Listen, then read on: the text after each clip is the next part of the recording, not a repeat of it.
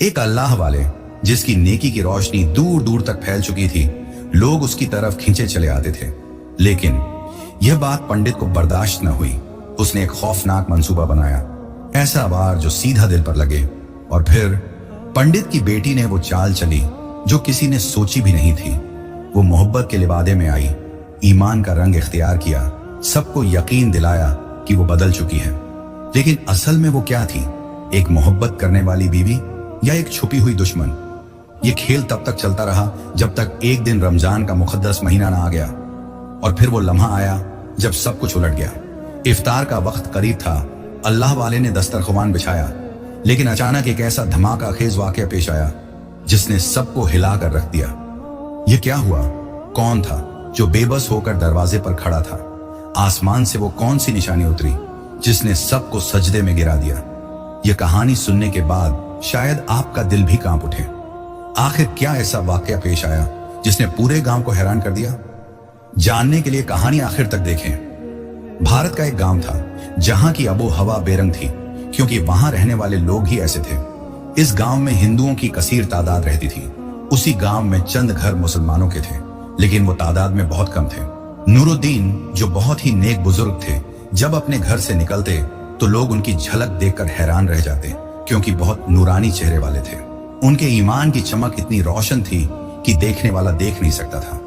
लेकिन एक बंदा जो हमेशा जलता रहा, मुनाफिकत के इस घड़े में गिरता रहा। लेकिन आखिरकार उसकी मुनाफिकत उस मकाम तक पहुंची जिसने सबको हिलाकर रख दिया। नूरुद्दीन बहुत ही अच्छे इंसान थे। उनकी शख्सियत लोगों को बहुत मुतासिर करती थी। ईमान भी बहुत मजबूत था। इसी वजह से वो पंडित, जिसका नाम गुलराम था, जल जल कर राख होता जा रहा था। वो अंदर ही अंदर करता रहता, जलता रहता। इसी तरह जब रमजान का महीना आता तो वो अपने उसूल के पाबंद थे। वो मस्जिद में इफ्तारी का बहुत बड़ा एहतमाम किया करते थे। इफ्तारी में मजे मजे के फल, फ्रूट और मजेदार खाने से दस्तरख्वान सजाया जाता। नूरुद्दीन की यह रहमदिली और सखावत देखकर बहुत सारे हिंदू लोगों के दिल नरम हो चुके थे।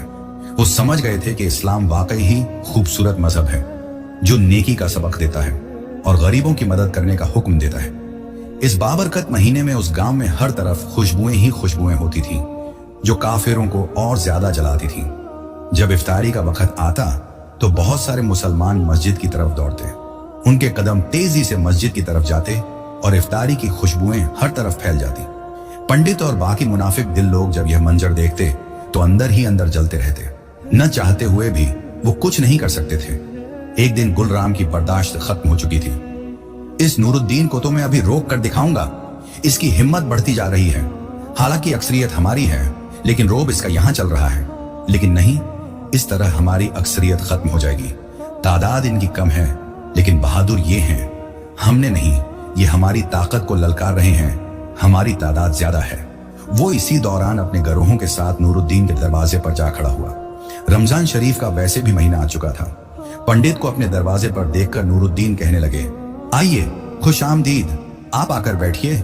गुलराम कहने लगा, नहीं नहीं, मैं बैठने नहीं आया। तुम्हें मैं धमकी देने आया हूं कि तुम बाज आ जाओ। तुम्हारी वजह से बहुत सारे हिंदू इस्लाम की तरफ गामजन हो रहे हैं। तुम्हारी बातों की वजह से वो बहुत मुतासिर हो रहे हैं। लेकिन हमें यह बर्दाश्त नहीं है। हमारी तादाद कम होती जा रही है। जब तुम यहां आए थे तो एक दो घर ही थे, लेकिन अब देखते ही देखते बस्ती पूरी मुसलमानों की हो गई है। जो पहले हमारे तलवे चाटा करते थे, आज वो तुम्हारे इर्द गिर्द घूमते हैं और हमें यह बर्दाश्त नहीं। नूरुद्दीन मुस्कुराकर कहते हैं, अरे गुलराम, कैसी बातें करते हो? हमने कभी तुम्हें तकलीफों पहुंचाई? हमने कोई जबरदस्ती तो उनसे की नहीं कि मुसलमान हो जाओ। उनको जो ठीक लगा उन्होंने वो किया। तुम कौन होते हो किसी को मना करने वाले? ये उसकी अपनी जिंदगी है, वो जो करे। ये कैसी बेमतलब बात की तुमने? और हाँ, तुम जाओ, तुम जो कर सकते हो वो करो। तुम कभी नहीं रोक सकते। कयामत तक अल्लाह का दीन फैलता रहेगा और उसके ऐसे ही नेक बंदे उसका नाम लेते रहेंगे और तुम जैसे मुनाफिक जलते रहेंगे।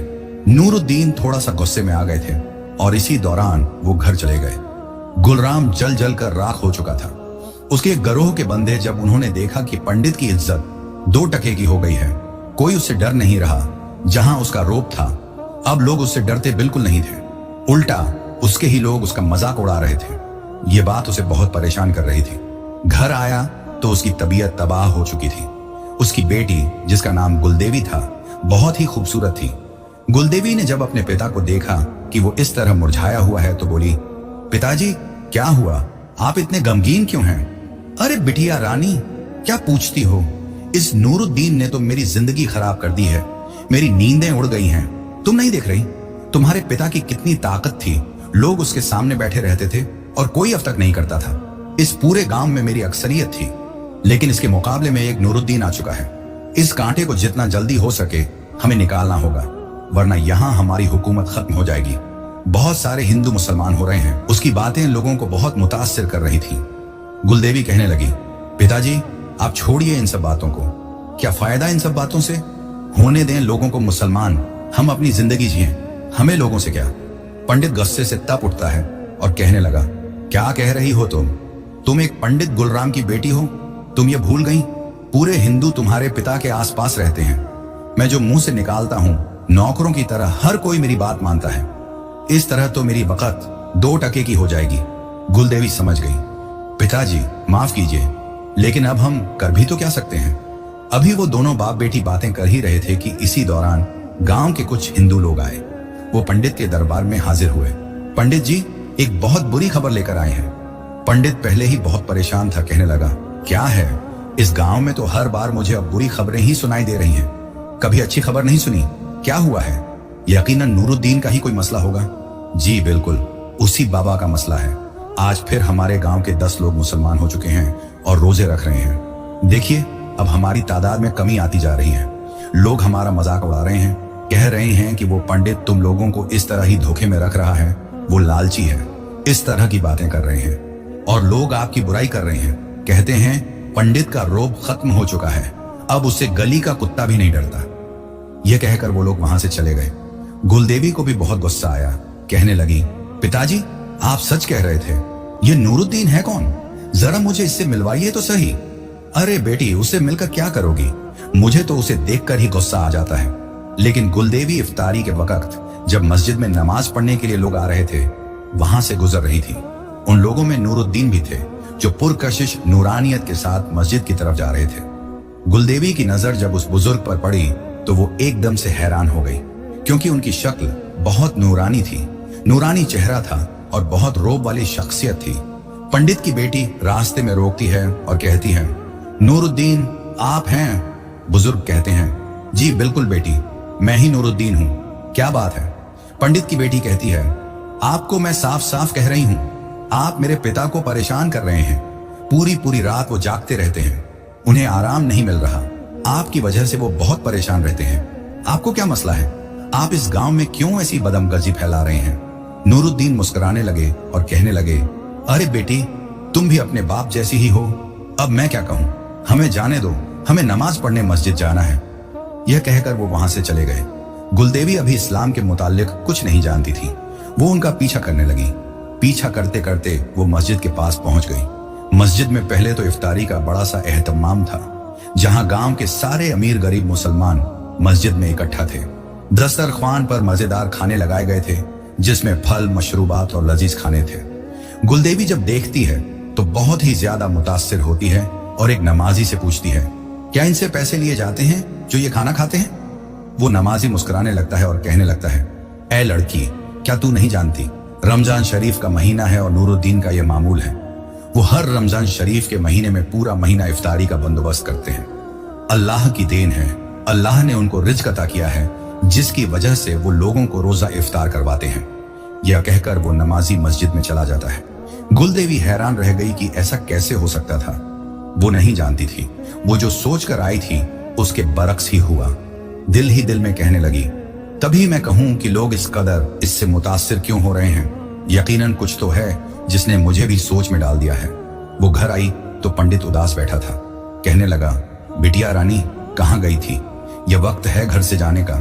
पिताजी मैं अभी जो देख कर आई हूं उसने मुझे सोच में डाल दिया है। पंडित पूछने लगा, बेटी आखिर ऐसा क्या देख कर आई हो?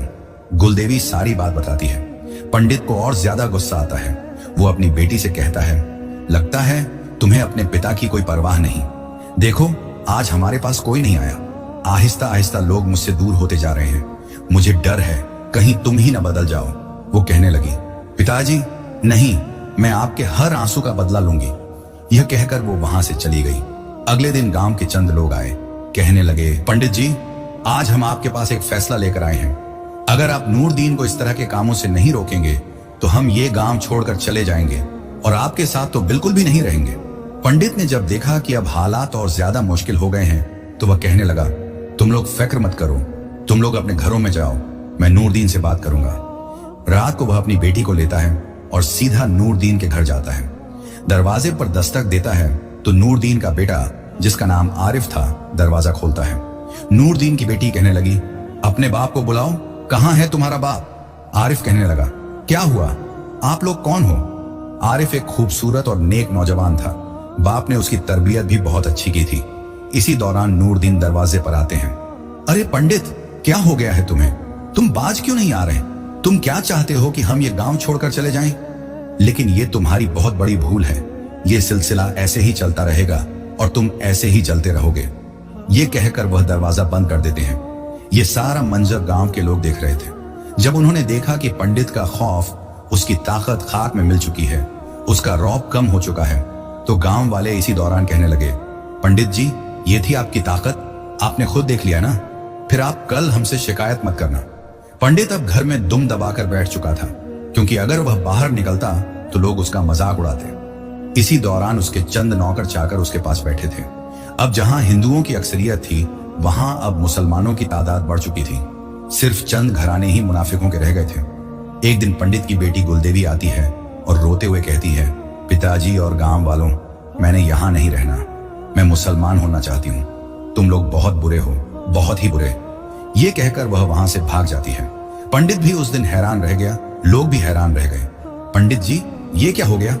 आप हमें बयान देते थे, लेकिन आपके अपने घर से ही गद्दारी हो रही है। दुश्मन आपके घर में ही मौजूद था। आपकी अपनी बेटी आपसे गद्दारी कर गई है। अब आप हमें क्या बातें बताएंगे? ये कहकर लोग गुस्से के साथ वहां से चले जाते हैं। पहले जो पंडित पर जुल्म हो रहा था वो कम था, जो अब ये बड़ी कयामत टूट पड़ी थी। गांव में ये बात आग की तरह फैल गई कि पंडित की बेटी मुसलमान होने के लिए उसके घर से भाग गई है। इस दौरान अस्र का वक्त था।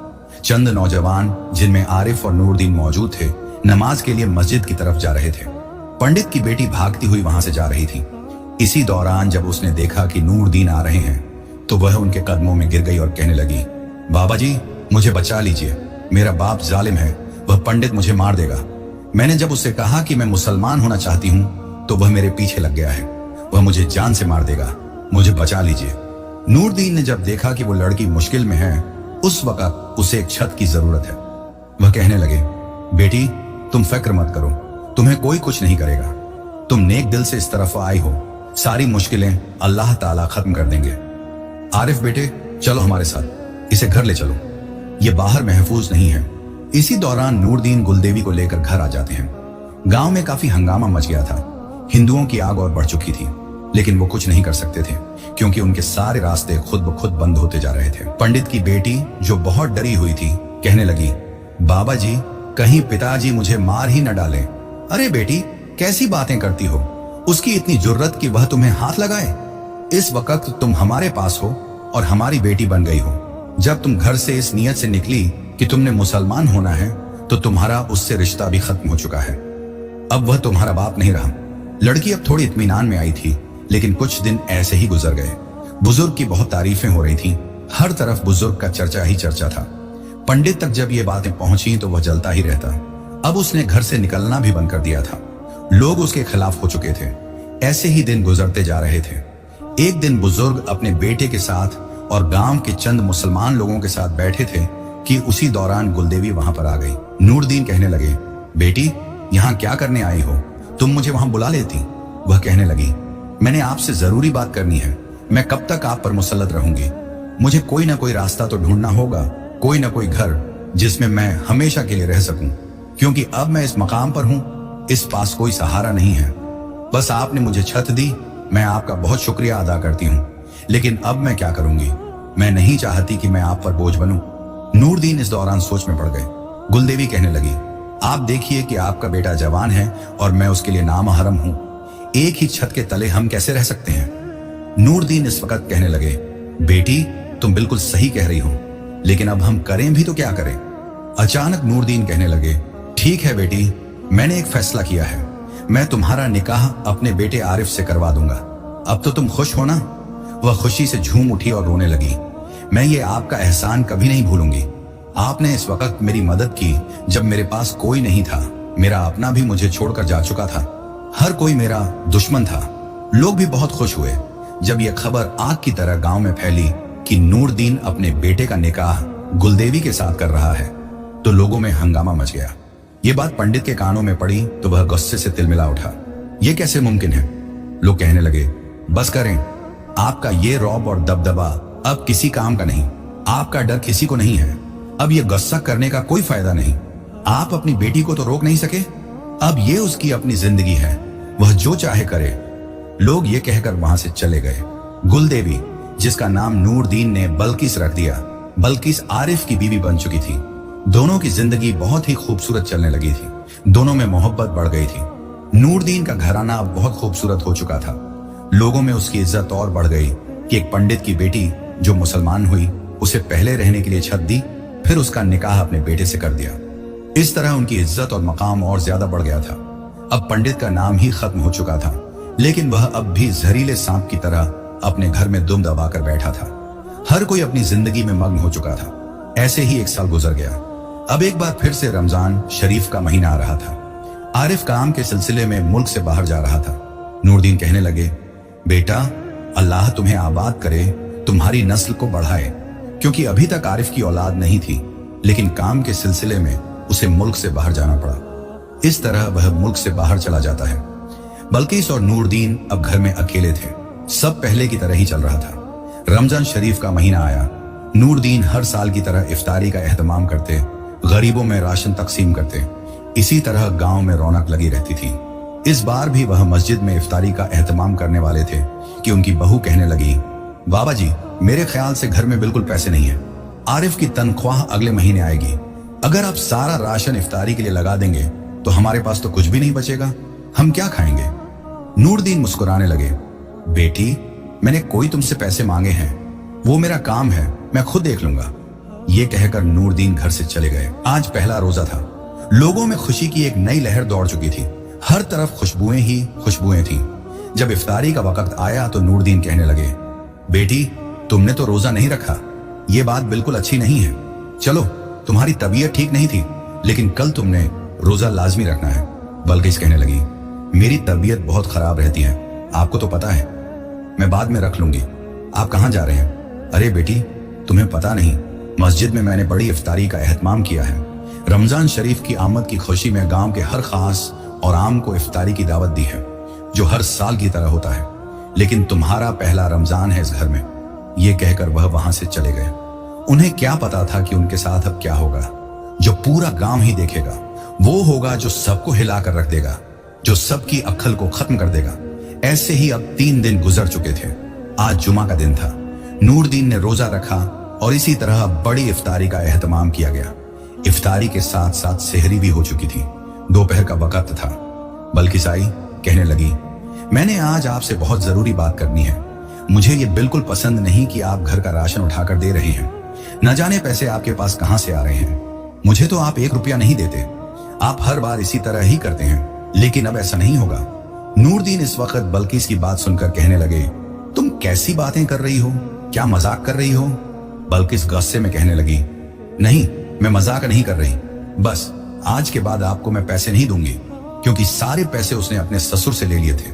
जब इफ्तारी का वक्त आया तो नूरदीन कहने लगे, बेटी, ये तुम बिल्कुल गलत कर रही हो।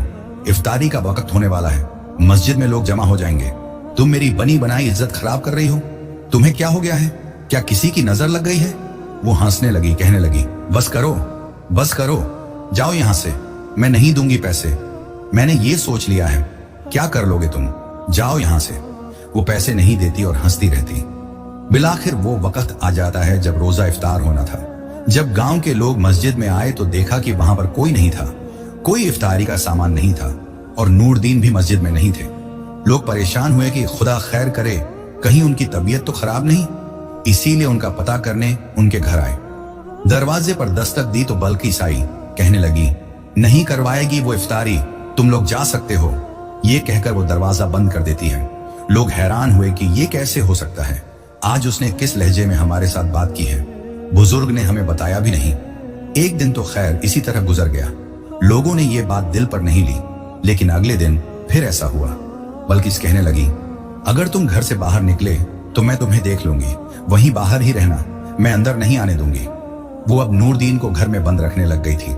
वैसे भी वो बुजुर्ग हो चुके थे। अगले दिन जब मस्जिद में लोग इफ्तारी के वक्त गए तो उस दिन भी नूरदीन मस्जिद में नहीं थे और न ही इफ्तारी का सामान था। लोग अब परेशान हुए कि न जाने कहीं उनकी तबीयत ज्यादा तो खराब नहीं। अब सब लोग उनके घर पर आए और कहने लगे, नूरदीन साहब बाहर निकलिए, क्या आपकी तबीयत खराब है?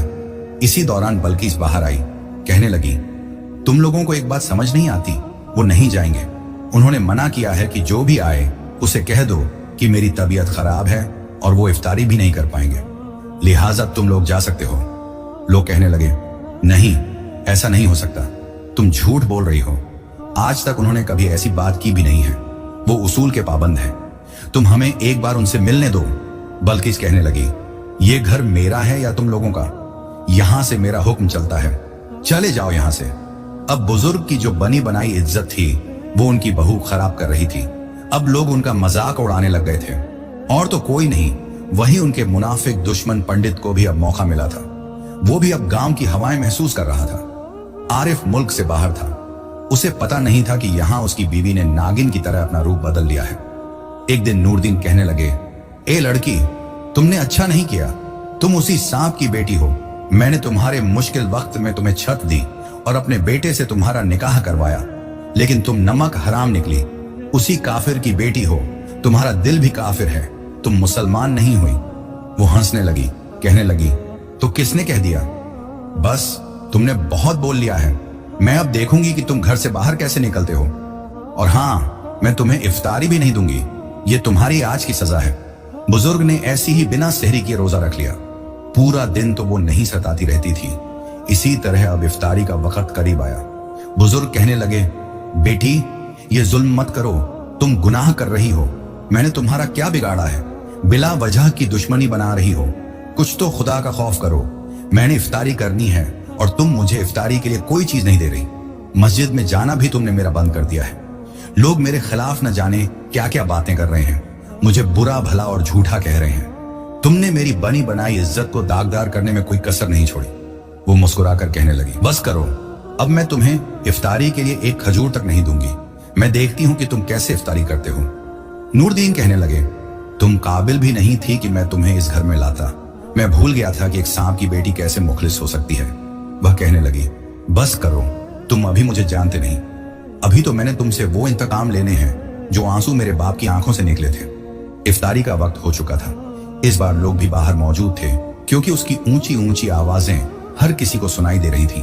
पंडित वहां खुशी खुशी मुस्कुरा रहा था और लोगों की तरफ देखकर हंस रहा था। ये है नूरदीन, जिसकी सब तारीफें करते थे। देखो देखो इसके तमाशे, कितना बेबस हो चुका है। मस्जिद में इफ्तारी कराने के बाद तो दूर, खुद भी इफ्तारी नहीं कर पा रहा। हाँ हाँ हाँ। वह इस तरह शैतानी मुस्कुराहट के साथ हंसने लगा। वहां और भी हिंदू जमा हो चुके थे। आहिस्ता आहिस्ता देखते ही देखते तमाशा बनता गया और मुसलमान भी वहां पर इकट्ठा हो चुके थे। बिल्किस उसी दौरान दरवाजा खोलती है और नूरदीन की बाजू से पकड़कर बाहर ले आती है और कहती है, अब ये तमाशा अपनी आंखों से देखो तुम लोग। मैं अब खुद अपनी जबान से बताऊंगी। ये वो शख्स है जिसने मेरे बाप की जिंदगी मुश्किल की। मेरे पिता की इज्जत खत्म हो चुकी है इस गांव में। जहां लोग उनकी बहुत इज्जत करते थे, वहां लोग उनका मजाक उड़ाते हैं। ये सब इसी की वजह से हुआ है। फसाद की जड़ यही नूरदीन है। मुसलमान लोग कहने लगे, तुम क्या क्या बक रही हो? तुम होश में तो हो? वो तुम्हारे ससुर हैं और उन्होंने तुम्हें उस वक्त घर में जगह दी जब तुम्हारा अपना बाप तुम्हारा दुश्मन बन बैठा था। हम सोच नहीं सकते थे कि तुम इस तरह रंग बदलोगी। वह हंसने लगी और कहने लगी, मेरे पिताजी तो सामने खड़े हैं। कभी तुम लोगों ने देखा है कि उन्होंने मुझसे गुस्से में बात की जब मेरे घर तक आए?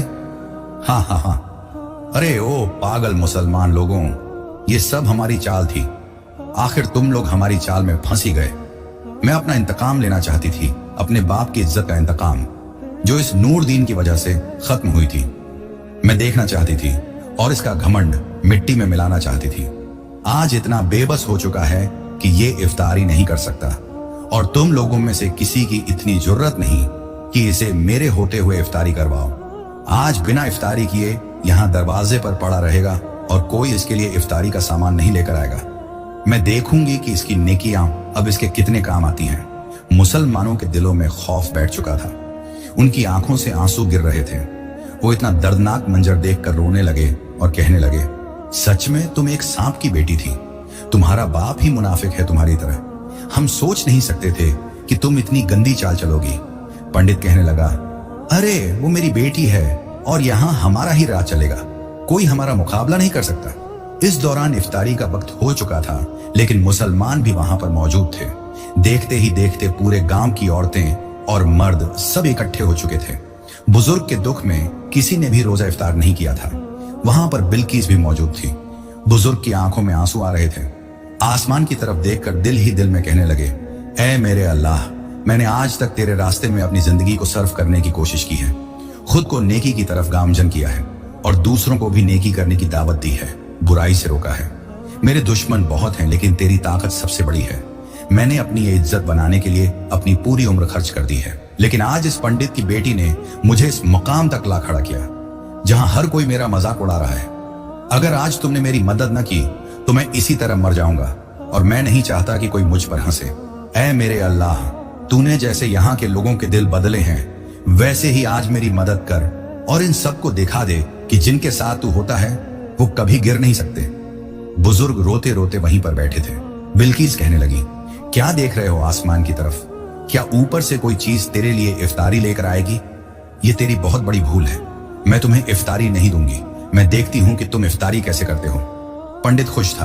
वह खुशी से झूम उठा और कहने लगा, बिटिया रानी, आज तुमने साबित कर दिया है कि तुम एक बहादुर पंडित की बेटी हो। पंडित अभी कुछ बोल ही रहा था कि उसी दौरान आसमान से परिंदों का एक झुंड आता देखा गया। वे सीधा उनकी तरफ ही आ रहे थे। उनमें हर किस्म के परिंदे थे। तादाद तो थोड़ी थी, लेकिन उनका साइज थोड़ा बड़ा था। उन सब परिंदों ने अपनी चोंच में खजूरें ली हुई थी। वे सीधा उसी तरफ आ रहे थे जिस तरफ बुजुर्ग बैठे थे। वहां पर पूरा गांव इकट्ठा था। परिंदे आए और नीचे जमीन पर बैठ गए और अपनी चोंच के साथ बुजुर्ग के मुंह में खजूर देने लगे। ये मंजर हर इंसान की अकल को खत्म कर चुका था। लोग हैरान रह गए। उनकी आंखें फटी की फटी रह गईं। उनके रोंगटे खड़े हो गए कि ये कैसे मुमकिन है। बिल्किस इसी दौरान दरवाजे पर खड़ी थी तो उसके पैरों तले जमीन निकल गई। ये कैसे हो सकता है? तुम लोग देख रहे हो ना। पंडित को इस वक्त कुछ समझ नहीं आ रहा था कि ये क्या हो रहा है। मुसलमानों के चेहरे पर खुशी आ चुकी थी। वे अल्लाह का शुक्र अदा करने लगे और खुशी से रोने लगे। बुजुर्ग भी आसमान की तरफ देखकर रोने लगे और कहने लगे, ऐ मेरे अल्लाह, बेशक आज तूने इन मुनकिरों को दिखा दिया कि जो तेरे रास्ते पर चलता है, जो तुझ पर तवक्कुल रखता है, तू कभी भी उसे गिरने नहीं देता। चाहे जितने भी दुश्मन उसके आसपास क्यों ना हो, वो उसका कुछ नहीं बिगाड़ सकते। बेशक ये अल्लाह की मदद थी। इस दौरान बिल्किस की आंखों से आंसू गिर रहे थे और पंडित का भी दिल पिघल चुका था। हर किसी को साफ नजर आ चुका था कि अल्लाह की मदद कैसी होती है। जैसे ही परिंदे अपनी चोंच में खजूरें लेकर आए और बुजुर्ग को इफ्तारी करवाई, वहां मौजूद सब लोग दंग रह गए। पंडित की बेटी, जो इस पूरे मंजर को हैरत से देख रही थी, अचानक बोल पड़ी, ये किसी आम इंसान का मामला नहीं, ये तो अल्लाह वालों की करामत है। पंडित ने भी आंखों में आंसू लिए कहा, हमने आज सच को अपनी आंखों से देख लिया।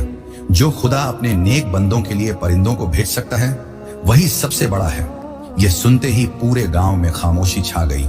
कई लोगों के दिलों में ईमान की चिंगारी रोशन हो चुकी थी। कुछ देर बाद पंडित की बेटी ने सबके सामने ऐलान किया, मैं आज से मुसलमान हूं क्योंकि मैंने हक को देख लिया है। ये सुनकर गांव के कई हिंदुओं के दिल भी पिघल गए और वे भी कलमा पढ़ने के लिए आगे बढ़े। इसी लम्हे आसमान पर मौजूद परिंदे खुशी में चहचहा उठे, जैसे वे भी इस फैसले पर गवाह बन रहे हों। बुजुर्ग ने मुस्कुराकर आसमान की तरफ देखा और कहा, जब हक आ जाता है तो बातिल मिट ही जाता है। यह सुनकर वहां मौजूद मुसलमान अल्लाहू अकबर के नारे बुलंद करने लगे और यूं इस गांव में ईमान की रोशनी फैल गई। सुभान अल्लाह, बेशक अल्लाह के रास्ते पर चलने वाले इंसान कभी नाकाम नहीं होते, वो कभी शिकस्त नहीं खाते। इज्जत ही उनका मुकद्दर होती है और जो उन्हें तकलीफ देते हैं वो इसी तरह जलील और रुस्वा होते हैं।